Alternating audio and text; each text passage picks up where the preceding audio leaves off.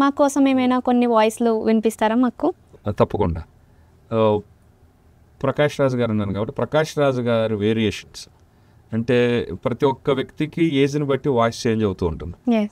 ప్రకాష్ రాజ్ గారు ఫస్ట్ సుస్వాగతం ఆ టైప్ సినిమాల్లో ప్రకాష్ రాజ్ గారు వాయిస్లో ఆ వేరియేషన్ ఎలా ఉంది?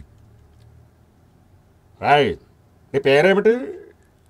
తల్ముఖ తెల్మా. తల్ముఖ తెల్మా, నీ పేరు నాకు నచ్చలేదు, ఎవడా నన్ను మోసం చేయలేరు, ఈ టైప్ ఉంటుంది. ఆ తర్వాత కామెడీ విలన్గా అలానే విలన్గా క్యారెక్టరైజేషన్ చేసేటప్పుడు ఒక్కళ్ళలో స్వప్న అంటే నా ప్రాణం రా, నా గుండెకాయ రా, గంగిరెద్దొచ్చి గొబ్బెమ్మని తొక్కినట్టు నా గుండె గొబ్బెమ్మ తొక్కేస్తావురా రాయ్, ఈ స్టైల్లో ఉంటుంది. ఆ తర్వాత పరుగులో ప్రకాష్ రాజ్ గారు ఒక తండ్రి క్యారెక్టర్ చేసినప్పుడు ఆ సెంటిమెంట్ సీన్లో వాయిస్ ఎలా ఉంటుంది? ఇదివరకు నేను మొండోణ్ణి మరటోణ్ణి, ఎప్పుడైతే మహాలక్ష్మి పుట్టిందో అన్నీ వదిలేస్తాను రా, ఎందుకంటే నేను చేసి నా కూతురు మీదకి రాకూడదని. అట్లాంటిది వాడు ఎవడో గద్దెక్కడ తీసుకెళ్ళిపోయాడు. మీరేం ఫ్రెండ్స్ అంటూ హెల్ప్ చేసేస్తారు, నాకు కావాలని నా కూతురు ఎక్కడో కావాలని తెచ్చారా బంగారు తల్లి, తెచ్చారా నా కూతురుని, ఈ స్టైల్తో మిమిక్రీ చేస్తూ ఉంటా. ఇంక ఈ మూవీస్లో కూడా కొన్ని యాక్టర్స్ ఆల్రెడీ డబ్బింగ్ చెప్తూ ఉంటారు, కొన్ని సీన్స్ మార్చాల్సి వస్తుంది, లేకపోతే సెన్సార్ బోర్డులు ఈ డైలాగ్ తీసి ఇంకో డైలాగ్ పెట్టు అన్నప్పుడు ఏంటంటే ఆ స్టార్ని మళ్ళీ ఫ్లైట్ ఛార్జ్ చేసి వాళ్ళు పిలిపించుకొని చెప్పడం కొంచెం కష్టం అవుతుంది అప్పుడప్పుడు. అప్పుడు వాళ్ళని బ్యాచ్ వర్క్స్ నేను చేస్తూ ఉంటాను. అలానే నేను ఇంకా బాగా హ్యాపీగా చెప్పుకోవాల్సిన విషయం ఏంటంటే ఎంఎస్ఆర్ స్టూడియోలో ఒక డబ్బింగ్ మూవీ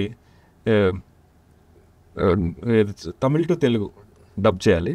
దానిలో మినిమం 25 క్యారెక్టర్స్కి నా ఒక్కడి చేతే 25 క్యారెక్టర్స్ చేత నా ఒక్కడి చేతే 26 వరకు. ఇప్పుడు ఈ 25 క్యారెక్టర్స్ అంటే ఓన్లీ మేల్ యాక్టర్స్ మాత్రమే చేస్తారు, ఫీమేల్ యాక్టర్స్ కూడా మీరు చేయొచ్చా? ఆ మూవీ ఎవరైతే డబ్బింగ్ చేస్తున్న డైరెక్టర్ నిక్షిత్ గారు మేలు, ఫిమేలు, బామ్మ, చిన్నపిల్లలు అన్ని కేటగిరీస్కి నా ఒక్కడి చేత డబ్బింగ్ చెప్పించారు అనమాట.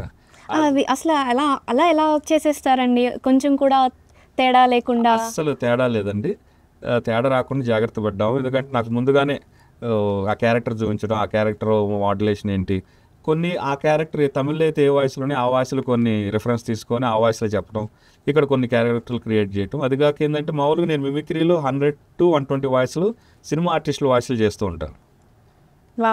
మామూలు విషయం కాదు అసలు. అయితే దీనికి ఇంకా ఛాలెంజ్ ఇది, ఎందుకంటే వీళ్ళ వాయిస్లు ఏమి వినిపించకూడదు, క్యాజువల్గా ఉండాలి. నార్మల్ పీపుల్ వాయిస్లు 24 వేరియేషన్స్ తీయటం అనేది చాలా సాహసం అని చెప్పాలి. కాకపోతే దానిలో సక్సీడ్ అయింది. దాని తర్వాత అది ఎప్పుడైతే రిలీజ్ అయిందో ఆ మూవీ, నా గురించి ప్రత్యేక వెబ్సైట్లో రాశారు ఇలా చేయటం బాగుందని. దాని తర్వాత ఎన్నో మూవీ ఆఫర్స్ అలా వచ్చినట్టు ఒక్కొక్క అంటే ఇతను ఒక్కనే పెట్టుకుంటే త్వరగా పని అయిపోద్ది కదా, ఆ రెమ్యునేషన్ ఇతనికే వచ్చు కదా, వేరే ఆర్టిస్టులు ఎదగటం ఎందుకని. అలా అని సుమారు దాని తర్వాత 10-15 మూవీస్ ఇలానే సేమ్ ఒకే మూవీకి ఎక్కువ ఆర్టిస్టులకి నేనే డబ్బింగ్ చెప్పాను. ఒక పక్క విలన్కి, సైడ్ ఆర్టిస్టులకి అలా బేస్ వాయిస్లు ఉన్నాయి. ఇంక ఏ టైప్ ఆఫ్ వర్షన్ అయినా కానీ చెప్తాను. అలానే Korean to Telugu, English to Telugu మూవీస్కి అలా చెప్పుకుంటూ వచ్చాను.